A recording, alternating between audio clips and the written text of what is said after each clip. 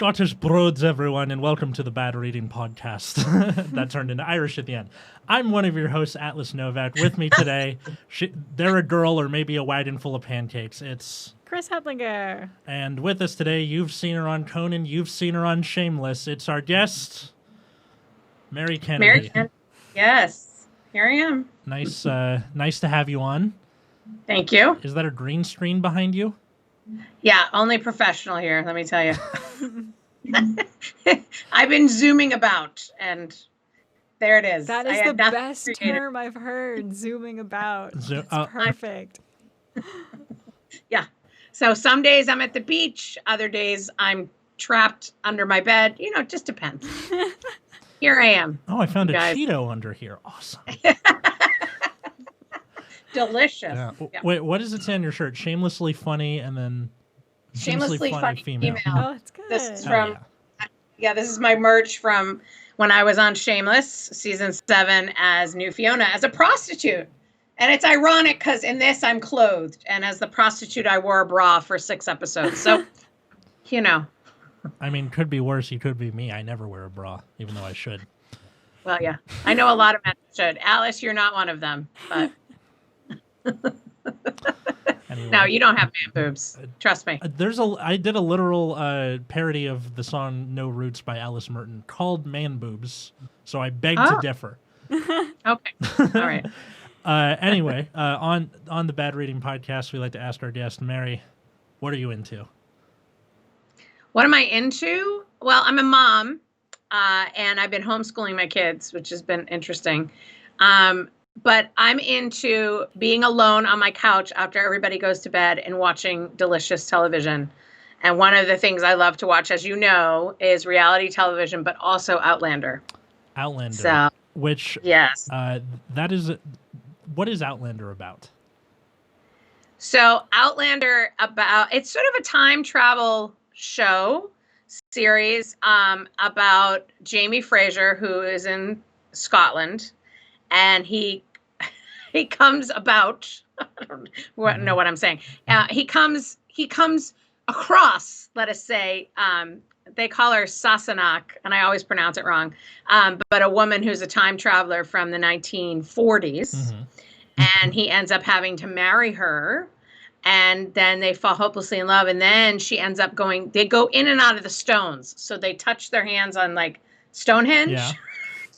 And then they go back and forth. And so she decides, because she gets pregnant with Jamie's baby, she decides to go back, as you do, to the 60s and marry Frank, who was her original boyfriend, against Jamie's wishes. And then Frank is also the creepy looking ancestor who rape and pillages people.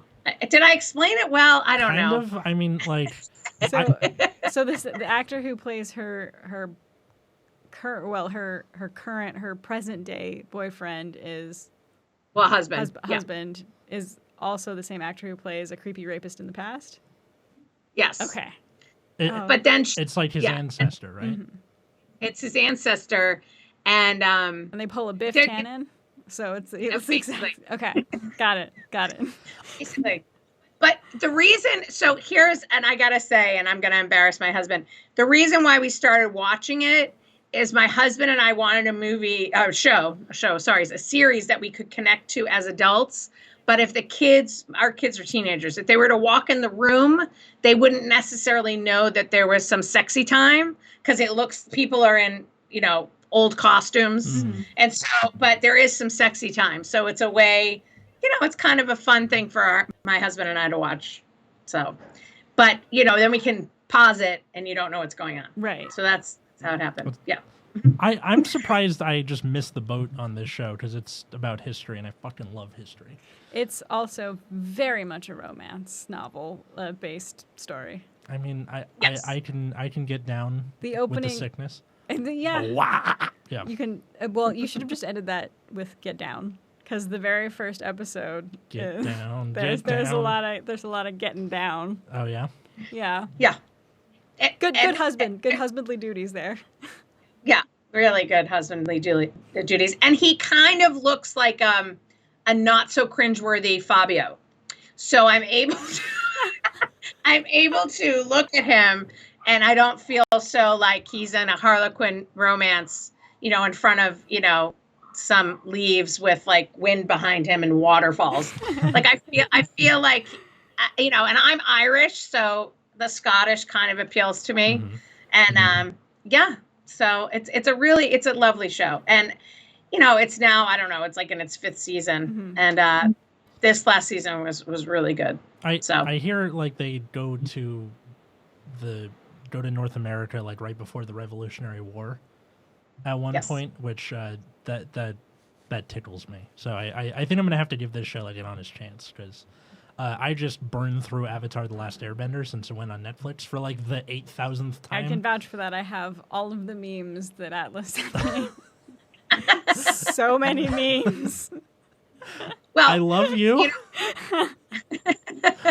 Well, and my husband was a history major. So what's interesting when we watch the show is he will tell me what's wrong, like historically, which kind of is a bummer because I'm really not watching it for the historic. I'm watching it for Jamie Fraser. Yeah. And so I'm not, and then that kind of makes me laugh because he thinks he's being historical, and I'm like, yeah, I'm not listening to you. And then my other favorite is that my husband is learning hieroglyphics right now. Oh, neat. Yeah, but I'm sitting here. Couldn't you learn some Romance languages, like something romantic? And like my fear is he's gonna put the will in hieroglyphics, and then I'm gonna have to hire like Indiana Jones from the Crystal Skull to translate it. One of us, the history nerds. Oh, good. Well, please, because I don't know what he's saying, but yeah. So it's been a good bonding moment for my husband and I. And one of my best friends, who's a comic named Kareth Foster, her husband, who's from Australia, looks a lot like Jamie Fraser. Oh wow. So, yeah, she's a very lucky girl. So so every time you talk to him on Zoom, it's just in your head. Tell me, hungry eyes. Yeah, he knows I compare him to that, and his wife is like, I don't really see it, but all right. God bless. See, I just get Syndrome from The Incredibles. That's the only comparison. Last night, I got one that was kind of... I got Halle Berry from the Catwoman movie. Dude. Oh, I see it. I can see it. I was like flattered, but I was like, do I want to be compared to her in this specific movie? Wasn't a very good movie, I hear. It's one of my like guilty pleasure movies. Like I know it's bad and like, but I enjoy watching it anyway. Right. That's like the show Ugly Americans for me. Not a lot of people like it, but I just chocolate milk, a grown man. I can't stop watching it. Yeah. But yeah, that's me. Reality television. Yeah. This story today, you picked it out. I did. I picked it out. It's called Soul on Fire. It's on Archive of Our Own, and it is by Impurifying Flame. So, wait, it's a flame that purifies you, or it's like you're in the process of purifying? I think it's I guess they're in a purifying flame. I guess so. Story in the show notes for credit, and you can go find it. Mm-hmm. You know the drill. And the summary is, Claire's entering her 7th year as a Ravenclaw at Hogwarts School of Witchcraft and Wizardry when she is sucked into the beginning rivalry between 6th-year Gryffindor Jamie Fraser and head boy and ex-boyfriend Frank Randall. Balancing schoolwork, a future career, friendships, and potential romance, Claire has to decide what it is, or who, she wants. Title from Outrun the Rain by Ruben and the Dark. I have no idea. Sure, band, I think. Probably, yeah. It's better than Duct Tapes and Dreams. Duct Tapes and Dreams is a great one. Author's note. My first story in several years. 6 years? And my first in this fandom. Am I crazy? I'm not great at writing the Scottish accent. Claire is a 7th-year Ravenclaw, Jamie is a 6th-year Gryffindor, and various other characters sporadically appear. Is it worth continuing? ? This is like, if you've ever seen the play Dr. Faustus and he has like those soliloquies to himself. Yeah. This is what it sounds like. My first story in several years. 6 years and my first in this fandom. That would be beautiful. You're telling me. So these are actual fan notes about the show? No, this is notes from the author about the story that we're about to read. Yeah. Oh, okay, good. Okay, now I get it. I'm like, wait a second. I didn't realize there was a Gryffindor in here. No. It is. What have I been missing? It's a crossover, as Yeah. obvious. Oh, okay. So it's like between. They took the Outlander characters and shoved them into Harry Potter. Which it's Yeah. always great when you are about to start a story and someone goes, "Wait, hang on. There's some things you should know before you get into it," and in like the most ungraceful way possible. Okay, these are all the characters. This is what's going on. Instead of just like trying to kind of slowly introduce you to it, they just They just throw it Right. at you. bludgeon you over the head with the blunt end of the story's premise. You know? It's like when comics explain their jokes, right? Exactly. Oh, no. Yes. Always a good time. Kids, if you have to explain it, it's probably not a joke. Sorry. The sad life of a nerd comic too. I'm trying. Man, I'm trying. I think on the last episode, I just told a joke that was like a physics joke, and I was like, I know that's just not going to land with like 95% of the audience. It landed with Matt. He was a math major. Yeah, That counts. that's Yeah. true. It'll land with my dad if he ever watches it, which he probably won't. Good for him. All right, let's do it. All right. Okay, I still don't know how to pronounce her last name well. Bouchamp, I think. Bouchamp. Bouchamp? Close enough. Claire Bouchamp had made up her mind to enjoy her 7th and final year as a student at Hogwarts School of Witchcraft and Wizardry. She was the 7th year Ravenclaw prefect. Not head girl, her friend Louise de la Tour, a Gryffindor, had received that honor, and she knew exactly where her life was headed. Her communications with St. Mungo's had been particularly encouraging in seeking a career as a healer. The train to Hogwarts had just started its journey, snaking out of platform 9 3/4, and Claire let herself slump down in her seat. Claire Beecham, a light voice from the door of her Hogwarts Express compartment. You just gave up on it. You're like, Beecham, fuck it. Yeah. You're close. I'm just gonna give up on the last one. It's a French name, right? It's Beecham. You're right. Was. Oh, yes. Oh, it's Beecham? Thank God. Yeah, Claire Beecham. I was All wrong. right. Claire Okay. Beecham. Yes. Okay. Yes, All right. yes. Not Sham. No. Okay. Beecham. Beecham. Compartment. Beecham. And thank God I feel vindicated. Thank you. Yes. And Claire's eyes met those of her best friend, Gellius Duncan. Is that right? Sure. Giles Duncan? I feel like Giles. Giles Duncan. Oh, okay, it's Giles. Okay, there. Now I know who it is in the show. There we go. if we spend all the time like worrying about pronunciation, we'll be here all day. Giles. Yeah, I have food shopping to do. So Yeah. come on, chop. Giles. Claire breathed and clutched her chest. You startled me. I guess I'll do it. Mm-hmm. Well, 'tis about time you had some excitement in your life. Giles grinned cheekily and dodged out of the way of Claire's playful whack. The train sped out into the countryside as Slytherin 7th year settled herself opposite Claire and opened a magazine she pulled from her bag. Do you think these potions actually work? Giles asked, showing Claire the page of pink hearts and skulls and crossbones. For getting back at a cheating ex? Claire asked. I doubt it. You could always try it on Frank. Giles suggested, wiggling her eyebrows, and Claire rolled her eyes. Sorry, ancient history, as you said back then. Definitely ancient history, Claire agreed, inwardly cringing at the memory. Well, are we going to have some fun this year? Giles questioned, leaning back in her seat at a different angle so she could place her black-booted feet up. I have fun every year, Claire said pointedly. Last year was wonderful with that potions exhibition that visited. Something akin to a snorting sound left Giles, and she covered it up with a very fake cough. Still you. All right. Yeah. What? Claire asked with a frown. It was very informative. I'm talking sex, Claire. When are we going to get some? Wait, hang on. They never go into how often the Hogwarts students fuck. Ever. In any of this. There has to be underage wizard nookie going on. Yeah, but what age are we talking about? I mean, it's, Are we talking?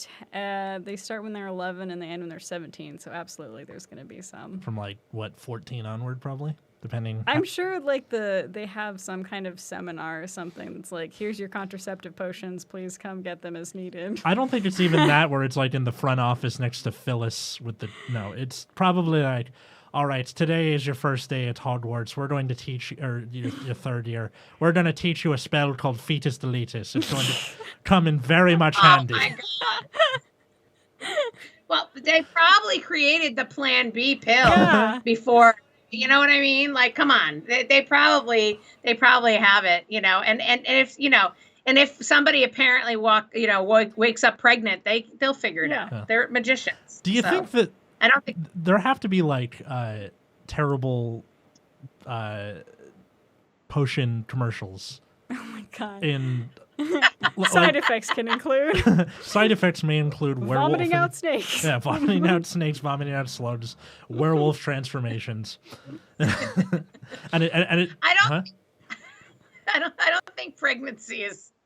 I don't think it's a huge worry. Plus, there's always, as a good Irish girl will tell you, there's always pull-out. So you're fine.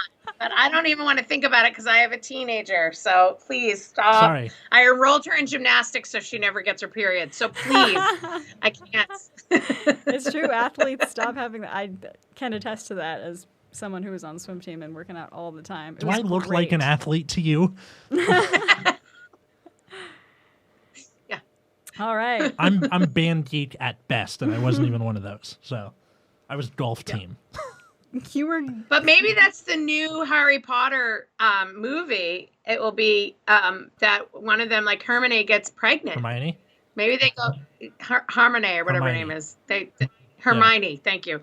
That she ends up being pregnant, and we don't know whose baby it is. She'd figure it out. I'd watch that. She'd know. It's Hermione. She's like, I studied exactly when contraception happens in the wizard world, blah, blah, blah, blah. I don't know. And then Maggie Smith would like have this turn, this really evil turn, like, she's the house mother. She's like the nuns that I used to grow up with. McGonagall, right? That's who plays McGonagall? Yeah. Right. Dame Maddie Smith. I never saw it. I like the Downton idea Abbey. of McGonagall like being the class slut when she was in school. Dude. Just being like, I am open for business. This is why I'm now like friendly with all of the professors. Yeah, but I thought the creepy girl in the bathroom. She seems a little slutty. Moaning Myrtle? No, she was like she was a nerd. She was a nerd. She didn't get to have her like take her hair down at the school dance. I was pretty the whole time moment. She got killed by the basilisk before then. That's very unfortunate for her. So now she just crushes on all the boys who go to the bathroom. Yeah, why is she haunting the bathroom? Because that's where she was killed. Died. There. She died in the bathroom. Oh, that's right. Oh, you're right. Okay, I get it. She got Pulp Fiction. Yeah. That's right. Poor girl. Yeah.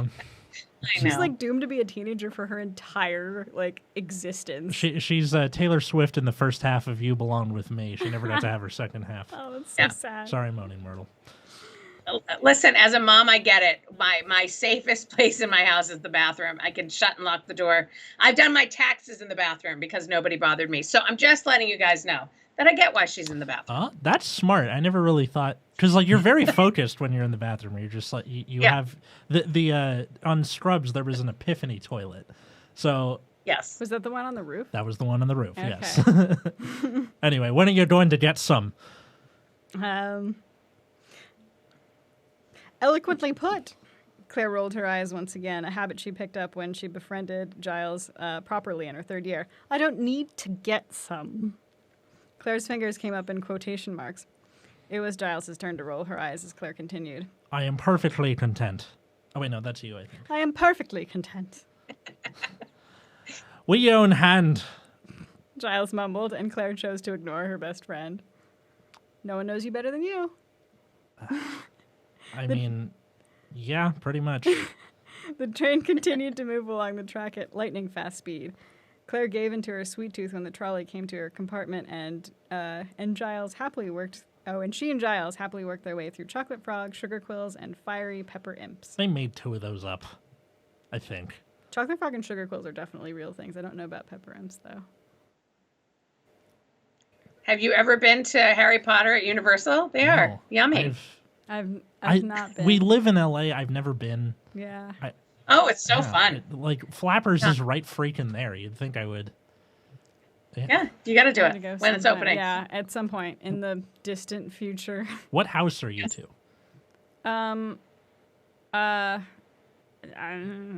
Vote in the comments. Ravenclaw. Probably, yeah. I mean, basically, my image on the banner is me with a book over my head. Yeah. So. I think I'm Gryffindor. I can don't see know. it. I took that test 3 times and got Hufflepuff all 3 times. So That tracks. But I was pissed off. I was like, you have to get something besides Hufflepuff. You can't be the stoner house. I'm the stoner house. When my dad read the stories, he was like, I asked him as, a 9-year-old kid, I was like, what house do you think I'd be in? He was like, Ravenclaw.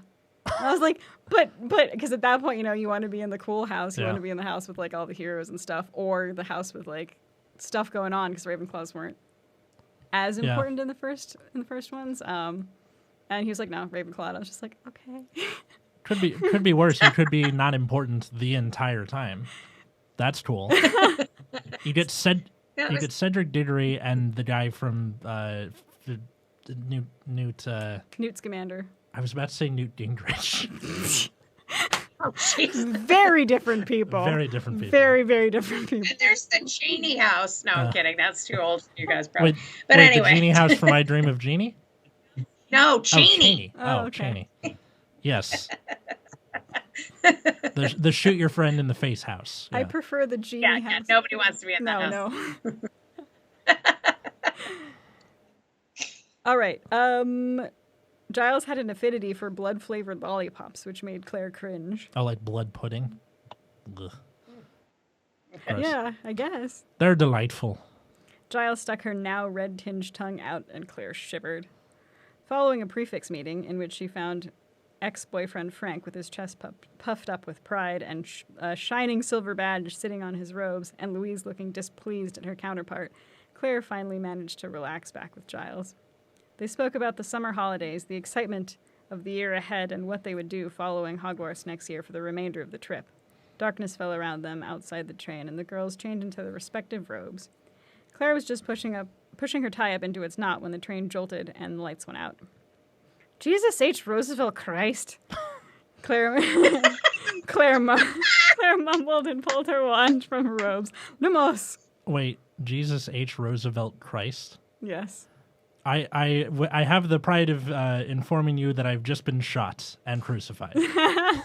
But it takes more than that to sacrifice of bull moose, It's a really, really great. Jesus H. Roosevelt. Yeah. I use Sweet Zombie Jesus. I'm gonna start using Jesus H. Roosevelt Christ. It's good. Specifically, in that accent too. Yeah. Light filled the compartment as Giles mirrored her actions. I'm sorry, did you say something? No, I think just laughter. Oh, okay. Joy. Just laughing. Yeah. Just general joy, something that I'm unused to at this point in time. What happened? The red-haired witch peered out of the window into pitch black. Several wands lit the corridor outside of their compartment, and muffled shouts worked their way down to Claire and Giles's ears. Giles threw back the door to hear various Scottish and English accents arguing loudly. I'm gonna kill ye. A rough Scot voice shouted, and a crowd of students oohed as Claire heard something in that brief moment of quiet that sounded like a crack against skin. Ah, you savage! Oh.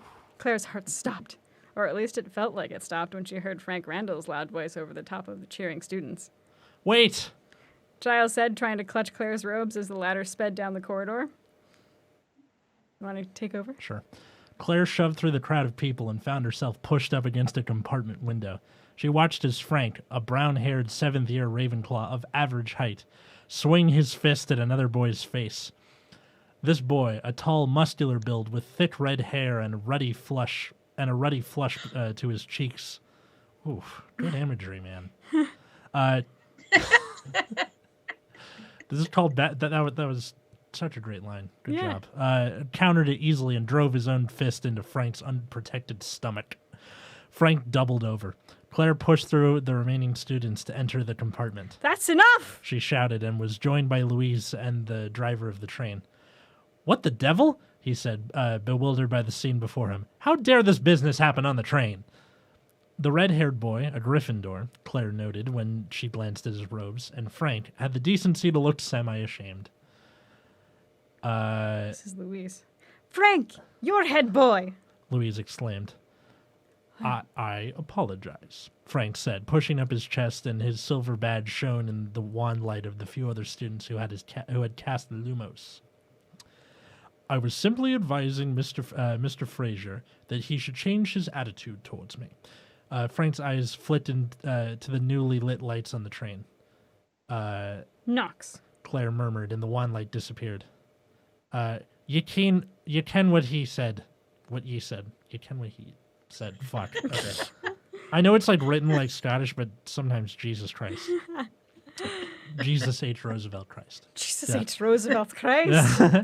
You can't. But listen, I'm from Irish descent, right? And if you hear some of the folks in Ireland, they're almost as unintelligible as the guys from Scotland. I understand it because my grandma was from Ireland, but it's really hard. I mean, if you saw, what was the Scottish movie that Brad Pitt was in? What was it? He was in it, and he was speaking Scottish, and I literally had to resort to reading lips because I didn't understand what he was saying. So I understand why you're having trouble there. But Snatch? Snatch? Is that the movie you're thinking of? Snatch, that's it. Yep. I should check that out. I haven't heard of it. I have not seen it. Yeah. The red-headed boy spat blood as he spoke and lunged toward Frank again. This time there was a shield charm cast by Louise that separated the boys. Fighting on my train is simply not permitted, the driver said, lifting his cap to wipe the sweat from his forehead. I've never actually heard anything about the train conductor. There's no train. There probably isn't. Yeah, I thought the whole point was that it's like a magic train. Yeah. So shoot it off. It's okay, they had to get Louise in here somehow. Sure. Patch yourselves up. Boy, you need a healer. I'm sending word ahead to the headmaster. Despicable behavior. I'll take care of him, Claire found herself saying, and both Frank and the boy, Fraser, whipped around to gaze at... Now I'm imagining Kelsey Grammer, and that's making this so much better. Whipped around to gaze at her. I volunteered at St. Mungo's over the holidays, and I picked up a few things from travel over the years. As you wish, the driver said. You, Randall, was it? Up front with me and my assistant until we arrive. Yes, sir. Frank obeyed and left the compartment. You, I think? All right, leave. This is Louise commanded, I think. Oh. Fuck it. All right, leave off, Louise commanded the students, and Claire was left in peace. This is too many fucking people. I'm sorry. Okay. Jamie, lad, are you okay? Another Scottish accent rang through the compartment, and Claire whirled around to find not one, but 3 boys at the door. Title of your sex tape? I guess. I just scratches Angus, Jamie said and fell back against the seat with a hiss of pain. Hardly, Claire snorted and leaned over Jamie to begin analyzing his wounds. Angus and the other 2 boys went to move for their wands, but Jamie shook his head and they stood back. You can what you doing? One boy asked. Oh my God. Leave it, Rupert. Jamie asked. You take Angus and Willie and get changed, only 15 minutes or so. The 3 boys did Jamie's bidding, and he and Claire were left alone.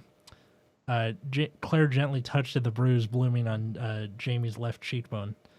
That's going to be sore for a few days. It'll get worse before it gets better. Aye, Jamie mumbled. Claire's hands moved to Jamie's clavicle and over his shoulders. Jamie... Oh, here we go.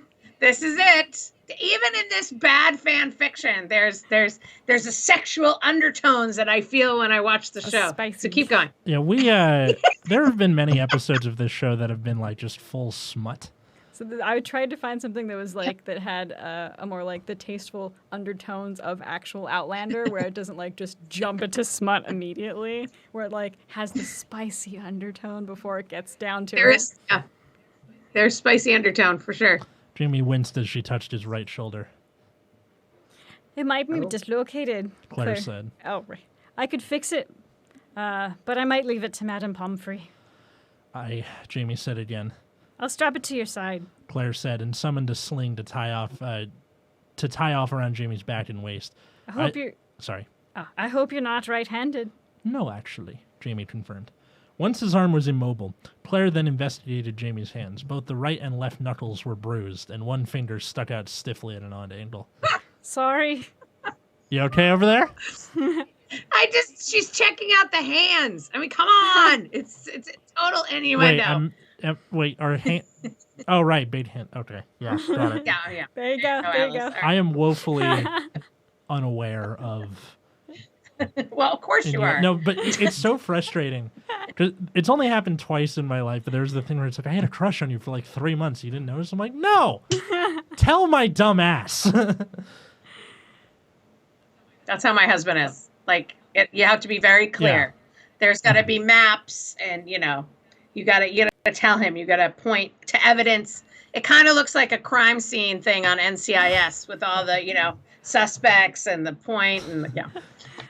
Anyway, actually, okay, so I think it's better to have dudes who are just woefully unaware than dudes who presume that there's attraction there and. Agreed.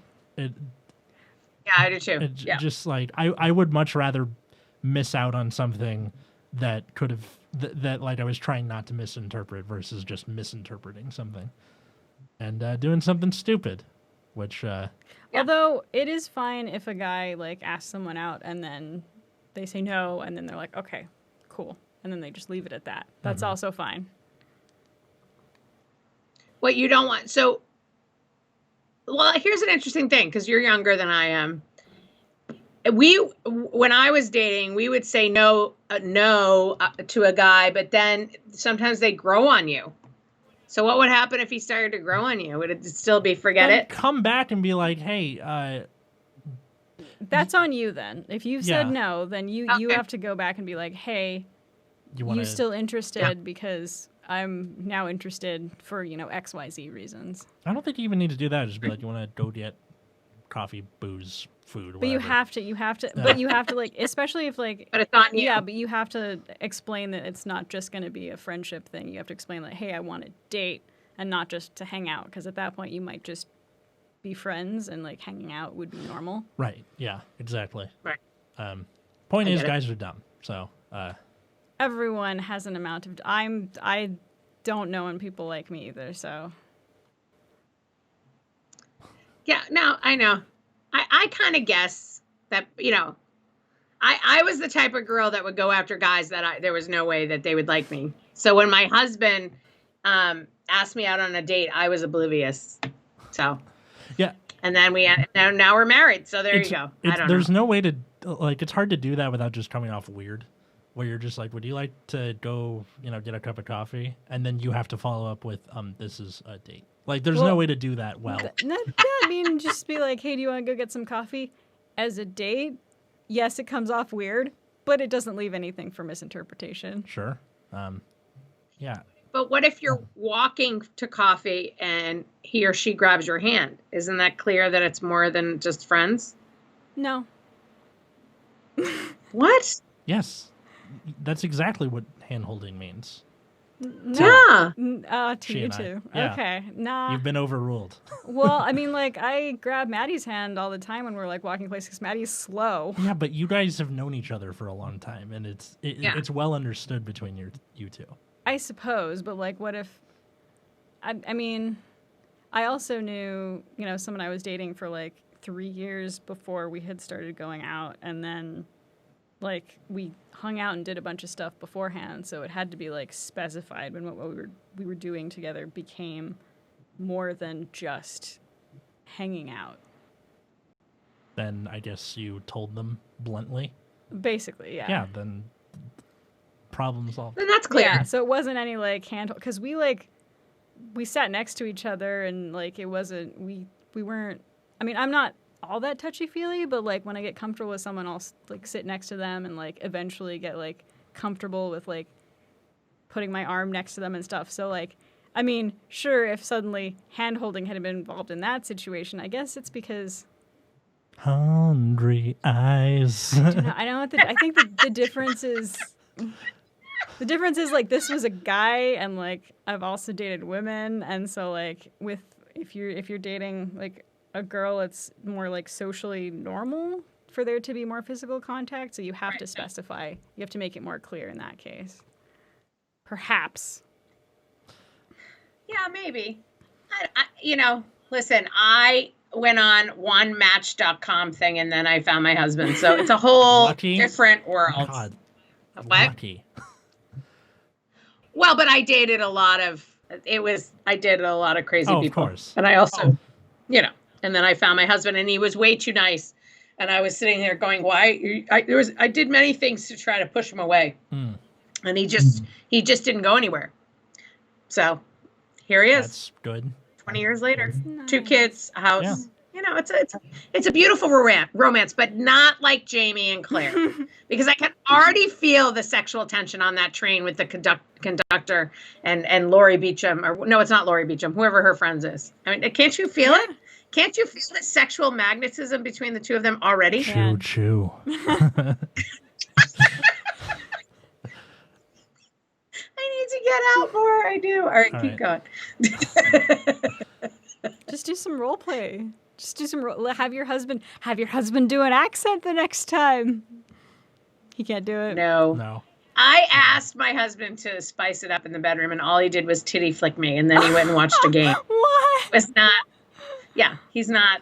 Listen, He's a man of very little words, and when he speaks, I ignore him. So this is what happens. This is what you get to look forward to, you guys. The tone of voice you had for titty flick, just like, this is the mental image of titty flick to me. Yep. That's it. And then Meh. Boing. It's like a spring with the sound effects. Yeah. So you understand why we watch Outlander. Oh, it should be I don't know, inspiration for him then.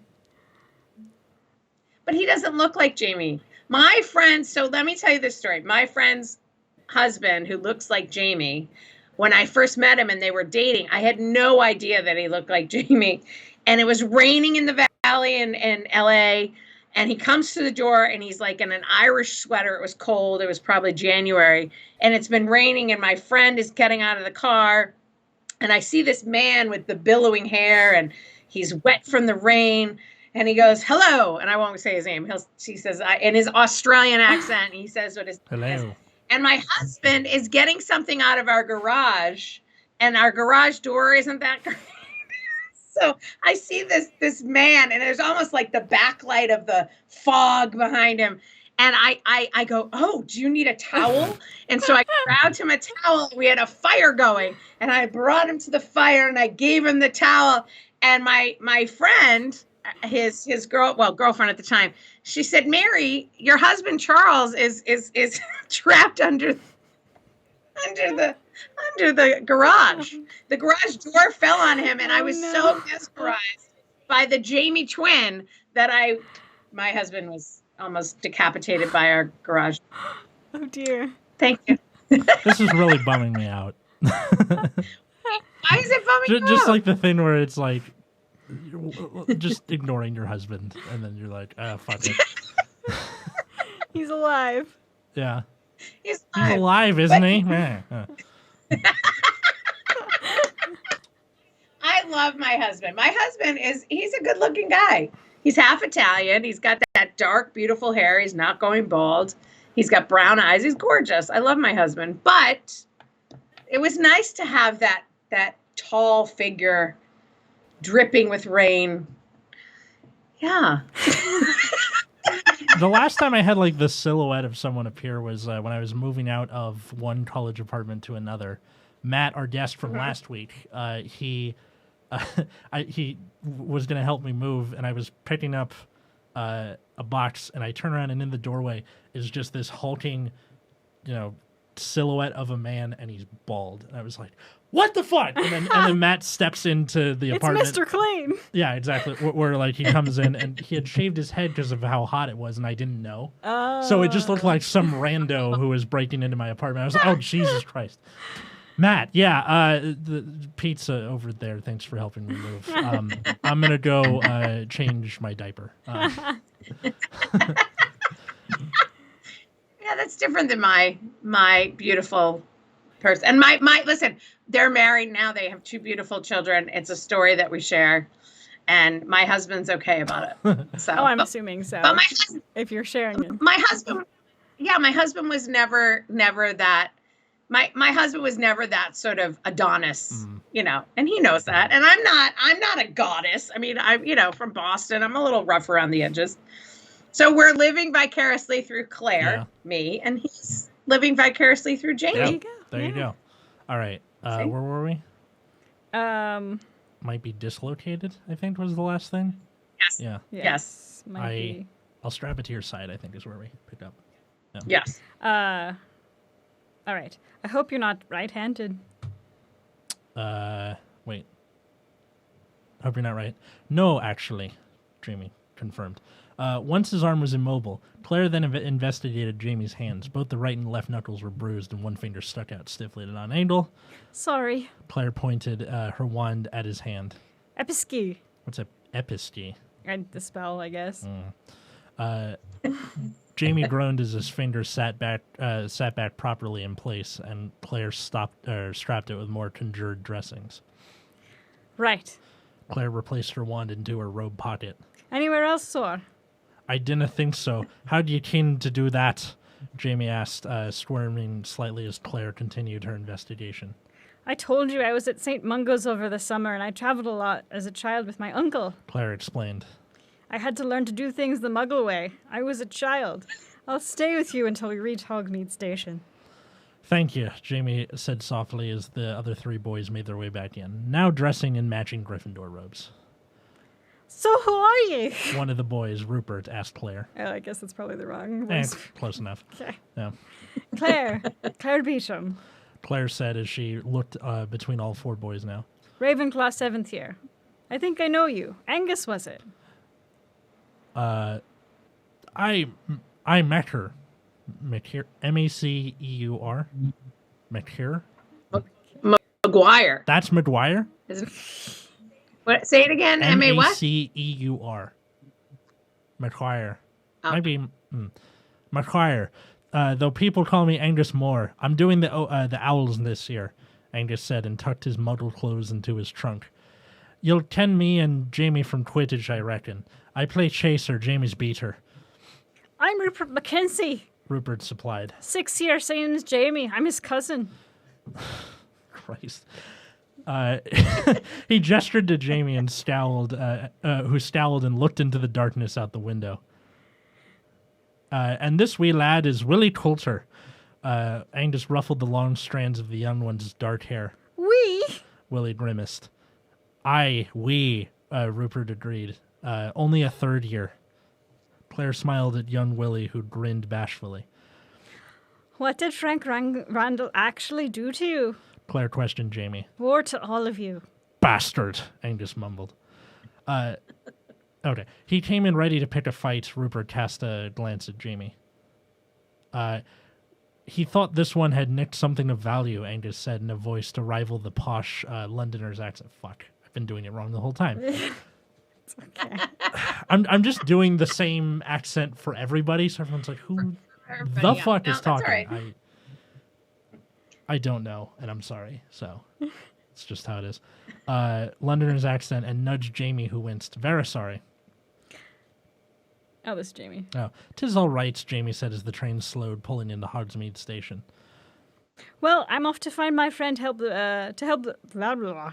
Well, I'm off to find my friend and help the first years. Claire said. I want you to go straight to Madame Pomfrey. Aye, mistress, Jamie said with a small cheeky smile. I'll tell you the rest of the story someday. I'll hold you to that. Claire said firmly. Take care. With that, Claire left the compartment ready to begin what was already shaping up to be an interesting year. And that is the end of the first chapter of Soul on Fire. How much? 15? Is it the next? Wow. Yeah. I think the next one's going to be too long. But what did you think of it so far? I think they have kind of really got the story. That this person must watch it. Oh, of course. Oh, I'm sure. They must watch Outlander, of course. So they definitely have the feeling of the show. I wish they mentioned the stones. There's no mention of the stones. Oh, the Come Stonehenge. The Stonehenge. I don't understand how that can be a time travel device. There has to be at least one kid who's like, they're at Stonehenge, and the kid's like, Mommy, over here. Travel into the past. No, they have. Okay, so, and I'm not going to do a spoiler alert in case there are fans for it. It's spoilers all the way through every part of Bad Rating. Okay, all right, so then I'll spoil it. So, the last year, this year that I just watched, Claire's daughter was born. She's actually Jamie's daughter, but Frank took her on as his own, right? Basically, she decides to travel back to before the Revolutionary War to find her mom and warn Jamie that they're going to die in a fire. Well, her boyfriend that she met at Oxford comes also through the stones, and he ends up seeing her, and they end up staying in North Carolina. She gets pregnant. They have the baby. The baby now is like 2.5, is outside, and he feels the stone, and he says it's hot.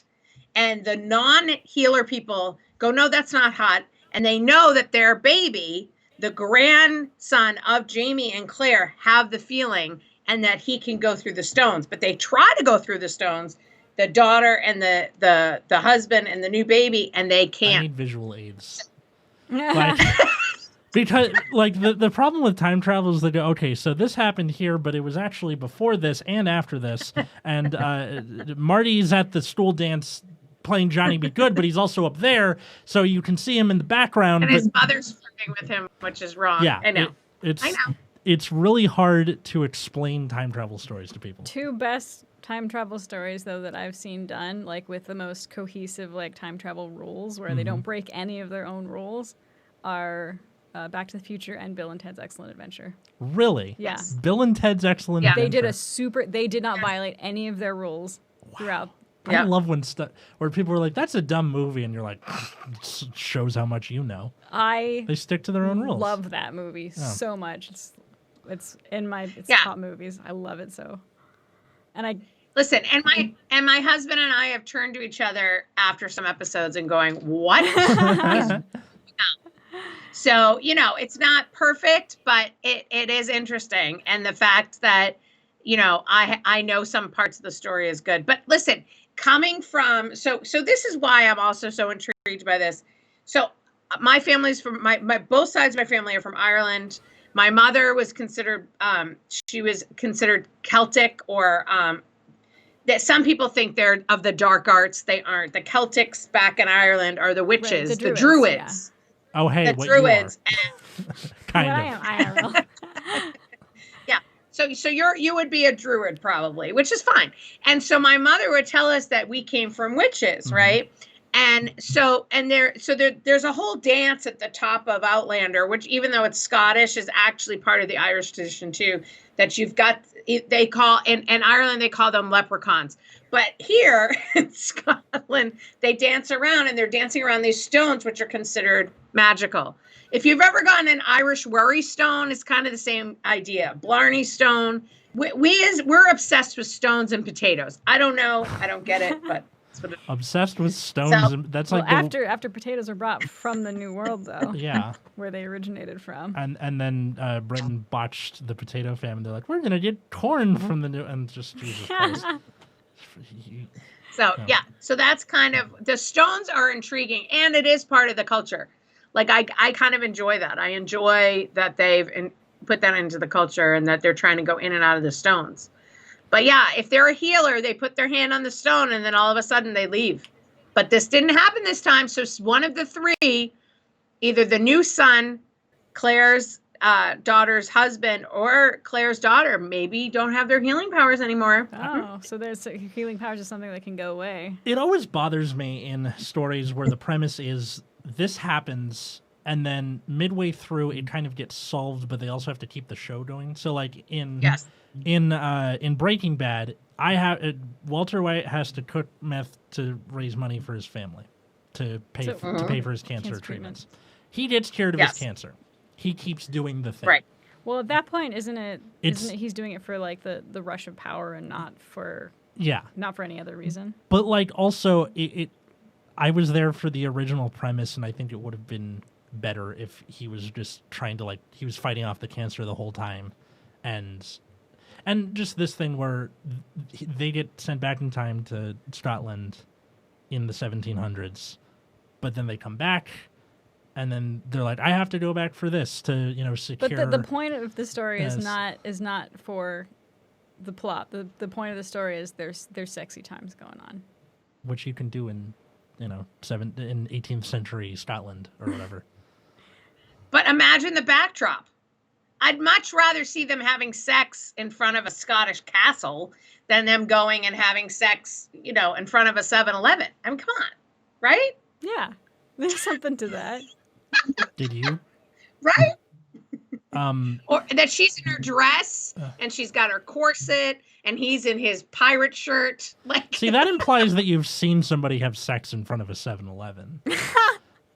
And not masturbate in front of a 7-Eleven, which, as we all know, happens hundreds of times a day in this country. What? Yeah, there's homeless people hang out at 7-Eleven. That's the thing. That doesn't. Listen. I'm dying of thirst. I was thinking of their Slurpee machine, and I came into the 7-Eleven. No, yeah, anyway, came into 7-Eleven. There you go. There you go. That's what people do. Yeah. Yeah, but that's what I'm saying. I think we're in these different places, and the costumes are beautiful. Like when they were in France, it was beautiful, and I think women I go for that. Yeah. Sex is much more interesting if I am in Hawaii than if I'm in my Van Nuys house. I mean, come on, let's be honest. Sex is much more interesting if I'm having it versus when I'm not having it. So, can you tell the quarantine is starting to wear on me? Because no, me too. Listen. We bought a new bed, my husband and I, not for relations, but a place to put laundry. I mean, that's where. I'm sorry, I bummed you out. You both will never get married or whatever. Wow. It's fun. Way to have faith in us. With my parents taking 8 years in divorce court, my philosophy on marriage is I plan to get married, but I'm having a prenuptial agreement not just to protect me, but to protect my spouse, because that amount of pettiness and vindictiveness toward each other should not be a thing. So yeah. I have my reasons. And I agree. But look, I mean, this love story, she was with Frank, who took care of her baby as his own, who reminded her of that creepy ancestor who, raped and pillaged everybody, right? But she sticks in, and then she realizes that she's still in love with Jamie Fraser, which for all intents and purposes was an arranged marriage. So she had to go back in time. That's commitment. It's kind of like Before the 90 Days on TLC. I mean, listen, there's commitment. She moved to a whole different time zone, time trajectory to be with her love. I mean, that's romance. Also you're giving up like penicillin and a bunch of other stuff. She created it. She created penicillin. She makes a bunch of stuff from the future, which I haven't seen all of Outlander. I read a bunch of summaries and I watched just the first episode. So, full disclosure. But I read that she uses some things from like future technology to help things in the past because she has all of this like medical knowledge. Yeah. That's the thing everybody thinks of. If I could go back in time to stock market or whatever, I would be a wizard. Essentially, I might be burned at the stake of being a witch because I would probably just be telling people vague stuff that I would get institutionalized for. Where it's like, guys, there's this thing that you can talk to people across the world. How do you do it? I have no fucking idea. Makes me think of that scene in Back to the Future where it's like, people run and they're like, for what? And it's just because. For exercise. Yeah. They're like all laughing at him. They're like, nobody runs for no reason. Hip to be square, yeah. Yeah, exactly. I was going to say, what did you think of the story overall? Oh, Yeah. me? I enjoyed it. I think it was funny. I'm a fan of Harry Potter here and there, so I liked that they put it together, and I think the writer did a good job of the crossover. And I also know, because I think when we watch Harry Potter, we think of ourselves in, middle school and high school. I totally understand why Claire wants to go for Jamie and not for Frank. Totally get it. So, the bad boy who, you can't understand his accent. who just nice to look has at. a bruise over his eye. I love it. And he's got a bruise over his eye, and she has the Nightingale complex. There you go. I mean, that would be Nightingale syndrome. Yeah. I totally get it, because I would be, back then I was totally for that rogue, man. I do think it's random that they brought the train conductor, but they needed to have some sort of connector, I guess. And Claire doesn't really have a best friend on the show. She doesn't. No, because she really wouldn't be able to, given her circumstances. Yeah. The closest thing is she was started writing for their Gazette, and she was writing women lib stuff, and she got in big trouble for that. She was telling women that they didn't have to have a ton of babies, and that if they wanted to stop pregnancy, they could. There's this spell you can use called fetus deletus. There's a way, the pull-out method she was telling people about, and that was evil because God tells you you're supposed to have all these children. So but she was impersonating a male doctor with this, and she got caught. Oh. So it talks about women's issues. It talks about, the war. It talks about, all sorts of things, sexual liberation. Yeah, it's good. I really should give this thing a shot. I liked the very first scene where she was, essentially, she was a nurse, but she was being treated like a doctor in the front lines of World War II. Yeah. That was really good. That's more or less historically accurate. Yeah, right? exactly. Yeah. They show her at Harvard Medical School, and that she, they show her getting her Harvard med degree, and that she's working with this doctor that she made really good friends with that helps her when Frank gets in a car accident. I was going to say, was that Harvard in the 18th century or the 20th century? But you said car accident, so that. Yeah. In the 20th century. I was going to say, so how like Harvard's been around since the 1600s. Do you think that when it first started, it was like the Phoenix University of the New World? Yes. They were like, Harvard, that place is dumb. It's all about Oxford. It's all about Oxford. Yeah. They're going. Yeah, no, I believe it. But now it's not prestigious unless it's been around for multiple centuries. Yeah.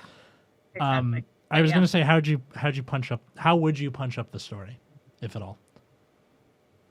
Oh, this fan fiction? Well, I don't know. You haven't read all of it? Or just what you heard so far. I'm trying to think.